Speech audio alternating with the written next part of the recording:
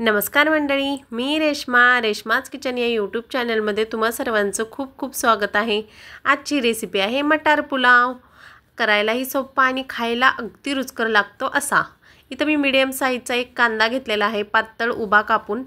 एक कढीपत्त्याची दांडी घेतलेली आहे, वाटाणा घेतलेला आहे एक वाटीभर, खडे मसाले घेतलेले आहेत बघू शकता तुम्ही, 2 तेजपत्ता, 1 दालचिनी, 2 लवंगा। मी जास्त खडे मसाले वापरत नाही, कारण खडे मसाले जास्त झाले तर पुलावला तोच वास येतो म्हणून।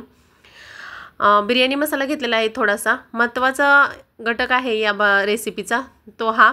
1 मुठभर कोथिंबीर, अर्धा इंच आल्याचा तुकडा, 10 ते 12 लसूण पाकळ्या आणि 4 ते 5 मिरच्या, असं मी हे वाटण करून घेतलेलं आहे।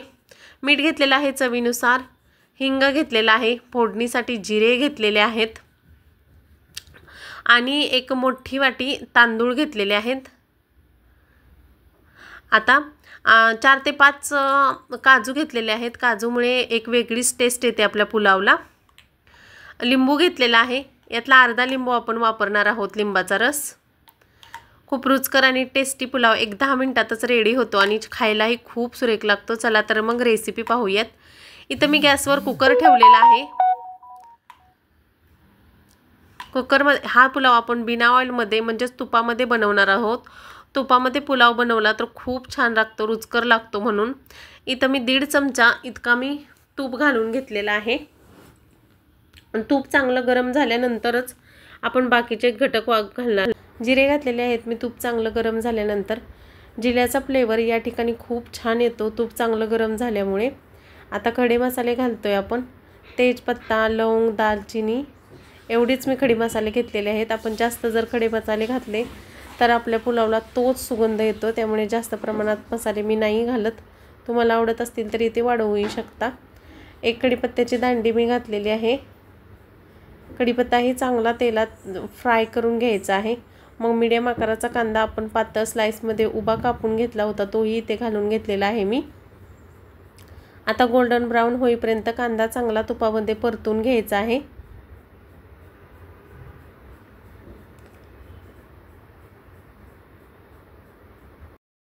कांदा चांगला गोल्डन ब्राउन झाल्यानंतर जे आपण वाटून करून घेतलं होतं ते वाटणही मी इथं घालून घेतलेलं आहे। इथं वाटणही छान पद्धतीने आपल्याला परतवून घ्यायचं आहे। वाटण कच्चं राहिलं तर पुलावला तसाच वास येतो अद्रक लसणाचा, त्यामुळे आपण इथं वाटणही खूप छान भाजून घेणार आहोत। हिंग घालणार आहोत थोडासा चवीनुसार, आणि थोडासा घालणार आहे, जास्त नाही। थोडासा हिंग घातलेला आहे।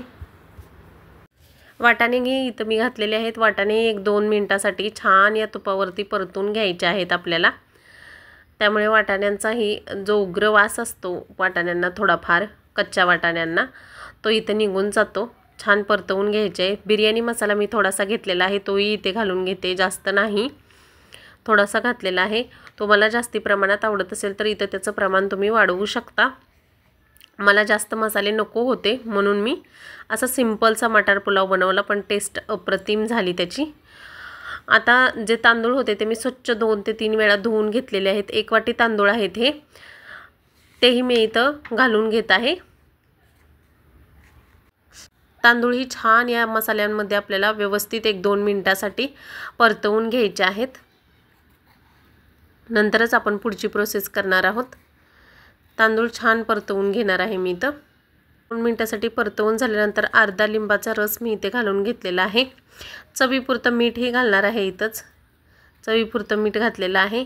आता हे सगळे जिन्नस व्यवस्थित मिक्स करून घेणार आहे मी, आणि ज्या वाटीने आपण तांदूळ घेतलेले आहेत त्याच वाटीने मी 1.5 वाटी इतकं पाणी घालणार आहे। इतकं पाणी पुरेसं आहे आपल्या पुलावला।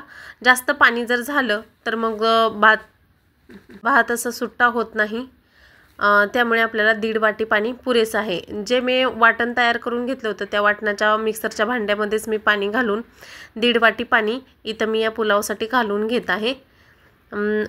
मिक्सरच्या भांड्यामध्ये पाणी घालून घेतलं तर वाटणाचे जे शिल्लक राहिलेले साहित्य असतं तेही त्या पाण्याबरोबर पुलावमध्ये, किंवा कोणतीही भाजी करेल मसाला तो त्याच्यामध्ये जातो, त्यामुळे मी त्यातून पाणी टाकून मगच त्यात टाकलेलं आहे। आता व्यवस्थित सगळं मिक्स करून घेणार आहे मी इथं। तांदूळ हे वरती आलेले आहेत ते सगळे व्यवस्थित मिक्स करून घ्यायचे आणि झाकण लावून याच्या मी 2 शिट्ट्या करून घेतलेल्या आहेत, एक मोठ्या गॅसवरती आणि एक स्लो गॅसवरती। अशा 2 शिट्ट्यात आपला वाटाणा भात अगदी व्यवस्थित शिजला जातो।